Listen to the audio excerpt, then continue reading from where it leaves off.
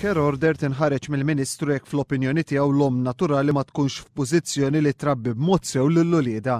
Każ li dan l-aħħar spiċċa quddiem il-Qorti Ewropea ta' Drittijiet tal-Bniedem jitratta omm u ż-żewġ titfal tagħha illi ma setgħu jagħmlu xejn biex jirrevokaw il-care order li ħarġet il-Ministru. Il-Qorti Ewropea ta' Drittijiet tal-Bniedem qalet li dan il-każ jikser id-dritt ta' aċċess liberu għall-qorti u d-dritt illi tipproteġi il-ħajja tal-familja tiegħek. Dan kollu qed isir skont l-istess sentenza tal-Qorti Ewropea fl-interess, l-akbar interess tat-tfal illi għandu ikun il-kriterju ewlieni fiċ-ċirkostanzi kollha.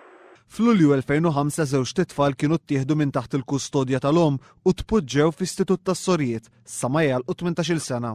Sussegwentament l-omm u s-seħeb tagħha li allegatament jiġi missierhom instabu ħati jew ntbagħtu l-ħabs tal-li ħaqru liż-żewġ titfal tagħhom. Ir-relazzjoni bejn l-omm u s-seħeb tagħha ntemmet ftit ta' żmien wara u mis-sena 2009 lil hawn l-omm tħallit tara liż-żewġ ulieda fit-tmiem il-ġimgħa u l-festi pubbliċi. F'dawn iċ-ċirkostanzi l-omm talbet lill-Ministru biex tirrevoka l-care order. Iżda kollu għal xejn. Għalhekk f'April tal-2007 l-omm bdiet proċeduri legali quddiem il-qorti ċivili biex tieħu lill-ulieda lura.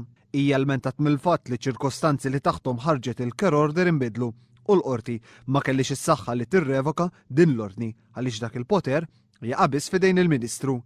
Il-Qorti ċivili tat raġun lill-omm madankollu l-Qorti Kostituzzjonali irrevokat is-sentenza u qalet li minħabba l-proċeduri kriminali kontrija l-omm kienet tilfet id-drittijiet tagħha fuq ulieda darba l dejjem.